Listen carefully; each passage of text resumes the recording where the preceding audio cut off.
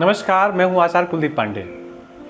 आज हम लोग भारतवर्ष के बहुत सारे त्यौहार भारतवर्ष में मनाए जाते हैं, विश्व में मनाए जाते हैं। और सबसे महत्वपूर्ण त्यौहार, सबसे ज़्यादा फलदायी त्यौहार, सबसे श्रेष्ठ त्यौहार या व्रत, ऐसे व्रत के बारे में चर्चा करने वाले हैं। बात है ये ज्येष्ठ मास के कृष्ण पक्ष के शिवरात्रि तिथि के बारे में।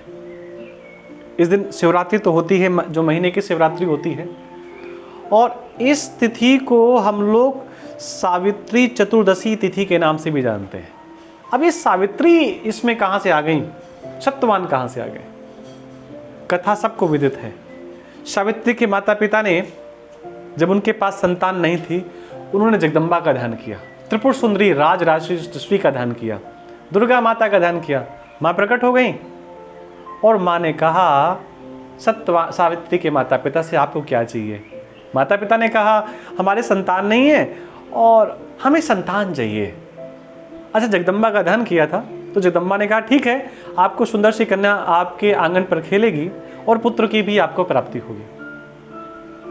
वो जगदम्बा ही उनके यहाँ सावित्री बन करके आई। अब जगदम्बा जिसकी बेटी हो, उसको उसके जैसा गुणवान पति मिलना कठिन है ना। माता पिता ने लंबे समय तक, राजा रानी थे, लंबे समय तक प्रयास किया कि अपनी बेटी के योग्य वर कहीं ढूंढा जाए। पूरे संसार में ढूंढते रहे, सेवक सेविकाओं को भेजा, मिलने वालों को भेजा कि हमारे बेटी के जैसा के लिए कोई योग्य वर हो तो हमें बताएं। लेकिन सब ढूंढने तो गए, वापस आकर के सब ने निराशा ही दी। किसी ने ये नहीं कहा कि सावित्री के योग्य वर कहीं पर है। तब माता पिता को ऐसा लगा कि हम तो नहीं ढूंढ पाए, हमारी बेटी खुद इतनी दिव्य है, तेज है। तो माता पिता ने कह दिया कि बेटी ऐसा करो, आप अपने लिए अपने जैसा योग्य वर ढूंढ लो, जो आपको अच्छा लगे, क्योंकि हमारी नजरों में कोई ऐसा व्यक्ति नहीं है जिसके साथ हम आपका विवाह करवा दें। इसका मतलब ये नहीं था कि सावित्री किसी के साथ भी विवाह कर लें। आप देखो, चयन करो, अच्छा लगे हमें बताओ और हम निसंकोच बिना किसी बात के उसे स्वीकार कर लेंगे। सावित्री गई अपनी कुछ सहेलियों के साथ, सखियों के साथ, जंगल पे जा रही थी तो अचानक जंगल पे उसने एक लकड़हारे को देखा। ये जो हम कथा आपको कह रहे हैं, ये देवी भागवत कथा के अनुसार, देवी भागवत पुराण के अनुसार कथा है, कई मनगढ़ंत कहानियां नहीं है। एक लकड़हारा लकड़ियां तोड़ रहा था, लेकिन पेड़ से वही लकड़ियां तोड़ रहा था जो लकड़ियां सूखी हुई थी। हरी लकड़ियों को नहीं छोड़ रहा था, सूखी लकड़ियों को तोड़ रहा था। सूखी लकड़ियों को इकट्ठा करता, रास्ते पर चलता। कहीं पर एक दो पेड़ ऐसे थे जो फूलों के थे, फूलों के पेड़ों के नीचे फूल गिरे पड़ते हैं अचानक, उसमें कोई बड़ी बात नहीं है। अचानक उस लकड़हारे का पैर फूल के ऊपर गया तो लकड़हारे ने उस फूल को उठाया, माथे से लगाया और उससे प्रार्थना करने लगा कि हे पुष्प, गलती से हमारे ऊपर आपका पैर चला गया, हमें क्षमा करें। और ये घटना सावित्री अपनी सखियों के साथ देख रही थी। सावित्री के मन को बड़ी अच्छी लगी कि देखो कितना श्रेष्ठ व्यक्ति है, गरीब है तो क्या हुआ, निर्धन है तो क्या हुआ, लेकिन प्रकृति को इतना प्रेम करता है। सूखी लकड़ियां तोड़ रहा है, उन फलों का सेवन कर रहा है जो वृक्षों से नीचे गिर गए, डंडा मार करके, ईंटें मार करके गिरा नहीं रहा।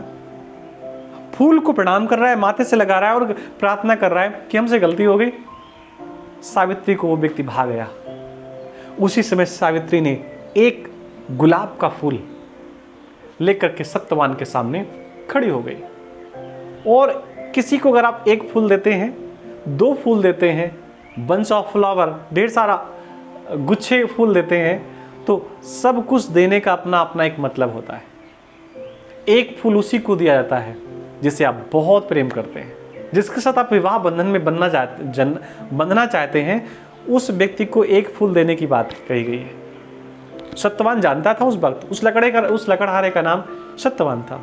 सत्यवान ने फूल लेने से मना कर दिया, बोला नहीं, मैं एक फूल नहीं ले सकता, क्योंकि मेरे ऊपर मेरे माता पिता का अधिकार है। बिना मैं अपनी माता पिता की आज्ञा के इस फूल को स्वीकार नहीं कर सकता। ये बात सावित्री को बहुत अच्छी लगी। सावित्री सत्यवान की बातों से प्रभावित हुई। सत्यवान ने कहा अगर हाँ आपको फूल हमें देना है तो पहले हमारे माँ से बात करो, हमारे पिता से बात करो। सावित्री सत्यवान के माता पिता के पास गई। सत्यवान के माता पिता भी राजघराने से थे। मंत्रियों ने छल से उनका राजा छीन लिया था। इन्होंने प्रयास भी नहीं किया, सोचा चलो कोई बात नहीं। सत्यवान के माता पिता ने जब सावित्री को आता हुआ देखा, समझ गए किसी राजा की बेटी है। पूछा, परिचय बताया, क्यों आई हैं आप, विवाह करने किसके साथ? सत्यवान के साथ। माता पिता ने मना कर दिया कि पुत्री यहाँ पर हमारे साधारण से घर हैं, आप कहाँ सोने के महलों में रहने वाली, आप 56 प्रकार की भोग करने वाली। हमारे यहाँ तो पत्तों का भोजन होता है, फलों का भोजन होता है, औषधियों का भोजन होता है। हम वो सुख सुविधाएं आपको नहीं दे पाएंगे जो आपको आपके राज परिवार में मिलती हैं। सावित्री ने कहा मुझे सुख सुविधाएं नहीं चाहिए, मुझे केवल आपका बेटा चाहिए, मैं उसके साथ अपना जीवन यापन कर लूंगी। सारी बातें, जब सारी शर्तें कही सावित्री ने कि मैं स्वीकार कर लूंगी, तो फिर माता पिता को थोड़ा सा झुकना पड़ा। उन्होंने कहा ठीक है देवी, अगर इन शर्तों के साथ आप आना चाहती हैं तो आप आ जाएं। तो सावित्री ने कहा कि थोड़ा रुकें, हम अपने माता पिता से भी तो चर्चा कर लें। सावित्री अपने माता पिता के पास गई, लेकिन आज माता पिता का चेहरा उदास है। उदास क्यों है? क्योंकि सावित्री के माता पिता के पास नारद जी पहुंच गए। नारद जी हैं कौन? सावित्री के गुरु, माता पिता के भी गुरु हैं। तीनों का चेहरा उदास है। सावित्री ने कहा पिताश्री, गुरुजी आपका चेहरा उदास क्यों है? तो धीरे से राजा ने एक बात कही कि पुत्री, जिसका तुमने चयन किया है उसमें कुछ कमियां हैं, क्योंकि नारद जी ने बता दिया था। सावित्री ने कहा कि पिताश्री, मैंने चयन कर लिया है उस पुरुष का, मैंने उसको अपना पति मान लिया है। आपकी आज्ञा के बाद मैं उनके साथ विवाह कर लूंगी, लेकिन मैंने उन्हें अपना मान लिया है। उनमें अगर कोई कमी है तो आप सबके सामने मत कहिए, चुपके से कहिए, क्योंकि कमी सार्वजनिक कहने की आवश्यकता नहीं है। सबको बताएंगे, क्योंकि उसकी कमी बताएंगे जिसको मैंने अपना मान लिया है। तो आप कोई कमी हो तो चुपके से बताइए। नारद जी ने कहा देवी, कमी तो कुछ नहीं है, उम्र कम है। अच्छा, कितनी है? 1 साल। सावित्री ने कहा कि कोई कमी होती तो दूसरी बात थी, लेकिन केवल बात उम्र की है तो उम्र तो देवताओं से छीनी जा सकती है। नारद जी ने उनके पिता से कहा कि समस्या थी, उसका समाधान भी हो गया। पिता को भी कोई ऐतराज नहीं था। सावित्री का विवाह सत्यवान के साथ हुआ। नारद जी ने बता दिया था कि ठीक 1 साल बाद आपके पति का शरीर छूट जाएगा। वो निरंतर 1 साल तक व्रत करती रही, लेकिन जिस दिन 1 साल पूरा होने वाला था, उस दिन जब वो सत्यवान लकड़ियां लेने के लिए जंगल की ओर चल पड़ा, तो सावित्री ने कहा स्वामी, मैं भी तुम्हारे साथ चलना चाहती हूँ। आज पहली बार सावित्री ने सत्यवान से कुछ मांगा। सत्यवान मना नहीं कर सकता, मना नहीं कर पाया। सत्यवान चाहता था कि मैं मना कर दूं, क्योंकि जंगल में कहाँ जाएगी, पैर में कांटे चुभ जाएंगे। लेकिन आज वो अपने पति के साथ चल पड़ी। कुछ कदम ही आगे बढ़ी थी कि अचानक सत्यवान को थोड़ा सा मूर्छा आने लगी, चक्कर आने लगा। देवी तो सब जानती थी। मूर्छा आई, वो जमीन पर जैसे ही गिरने वाला था, सावित्री ने अपनी गोद पे उठा लिया।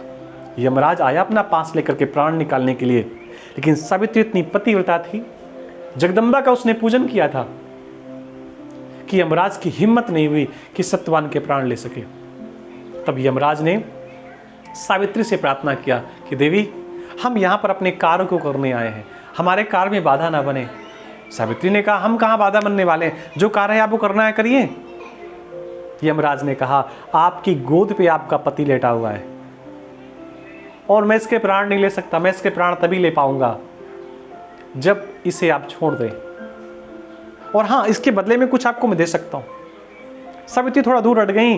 सावित्री ने सोचा कि देवकाल में बाधा नहीं बनना चाहिए, और यमराज प्राण लेकर के चलने लगा। यमराज जमीन से जैसे ऊपर उठा प्राण लेकर के सत्यवान के, सावित्री भी पीछे पीछे चलने लगी, वो भी आकाश मंडल में उड़ने लगी।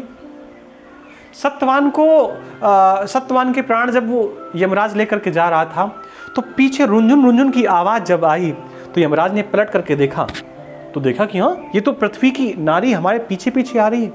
पूछा यमराज ने, आप पीछे पीछे क्यों आ रही हैं? सावित्री ने कहा, भगवान, आप हमारे पति के प्राण लेकर के जा रहे हैं और पति के प्राणों के बिना मेरा जीवन बेकार है, इसलिए मैं भी साथ आ रही हूँ। यमराज ने कहा, आपकी आयु शेष है, आप वापस से ले जाइए, जीवित अवस्था में हम आपको नहीं ले जा सकते। लेकिन सावित्री कहाँ मानने वाली थी, वो तो पीछे पीछे गई। यमराज ने कहा, कुछ आशीर्वाद मांग लो, मैं तुझसे बहुत प्रसन्न हूँ, कुछ मुझसे पूछ लो। सावित्री पुराणों की कथाएं पूछने लगी, अनेकों प्रकार की ज्ञान विज्ञान की बातें करने लगी, और इस प्रकार की सुंदर सुंदर बातों को सुन करके यमराज को बड़ी प्रसन्नता हुई। यमराज ने कहा, इतनी धार्मिक बातें करती, परमात्मा की बातें करती, ईश्वर की बातें करती, मैं तुझसे प्रसन्न हूं, मांग तुझे क्या चाहिए? 3 वरदान मांग ले। 3 वरदानों में से एक तो उन्होंने ये कहा कि मेरे जो माता पिता यानी कि सास ससुर, इनकी आंखें ठीक हो जाएं, इनको इनका राज्य मिल जाए। दूसरा वरदान, मेरे पिता के पुत्र नहीं है, उनको पुत्र हो जाए। और तीसरे वरदान में सावित्री ने कहा कि यमराज, आप कितने अच्छे हैं, लोग क्या कहते थे कि आप बड़े क्रूर होते हैं, आप बड़ा कष्ट देते हैं, आप बड़ी पीड़ा देते हैं, लेकिन आप तो आशीर्वाद दे रहे हैं, आपसे अच्छा तो कोई हो नहीं सकता। यमराज प्रसन्न हो गया, बोले, तीसरा आशीर्वाद मांग लो। धीरे से सावित्री ने अपनी बात कह दी कि भगवान, अगर आप हमसे प्रसन्न हैं तो हमें बस इतना आशीर्वाद दे दो कि मैं पुत्रवती हो जाऊं। यमराज ने कहा, ठीक है, मैंने आशीर्वाद दिया, आपको संतान हो जाएंगी। यमराज यमलोक के दरवाजे पर पैर रख करके अंदर ही जाने वाला था, उसी समय सावित्री यमराज के सामने खड़ी हो गई, पकड़ लिया कॉलर, काला कपड़ा। अरे, अपने वरदान को तो पूरा कर, ऐसे कैसे जा सकता है? यमराज ने कहा, मेरा रास्ता छोड़, मैंने तेरी इच्छाएं पूरी कर दी, तुझे शास्त्रों की बातें बता दी, पुराणों की बातें बता दी, और तुझे आशीर्वाद भी दे दिया, लेकिन तूने मेरा रास्ता क्यों रोक लिया, मेरा काला कपड़ा क्यों पकड़ लिया? तब सावित्री ने कहा, भगवान, आपने हमें पुत्रवती होने का आशीर्वाद दिया है, और मैं पुत्रवती तो तभी हो पाऊंगी जब मेरा पति मेरे पास हो, और मेरे पति के प्राण तो आप लेकर के जा रहे हैं। यमराज ने जब सावित्री की इन बातों को सुना तो जैसे किसी राजा का राज छिन गया हो। यमराज को ऐसा लगा। यमराज ने ऊपर आकाश की ओर देखा कि आखिर ऐसा हुआ क्यों, मेरी बुद्धि परिवर्तित क्यों हुई? तो मालूम पड़ा कि सामने जगदम्बा थी, दुर्गा थी। यमराज समझ गया कि ये सब माँ की प्रेरणा से हुआ है, और यमराज ने सावित्री के पति के प्राण, सत्यवान के प्राण वापस कर दिए। सत्यवान जीवित हो गया। सत्यवान को तो पता भी नहीं था कि हमारे साथ क्या घटना घटी, और ये जिस दिन घटना घटी उस दिन ज्येष्ठ कृष्ण पक्ष की चतुर्दशी थी, और ये चतुर्दशी 28 मई को है इस साल।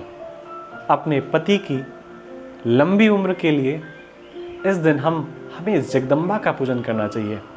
शिवरात्रि का दिन भी है, भरणी नक्षत्र भी है जो शुक्र का नक्षत्र है, और शुक्र जगदम्बा का स्वरूप है।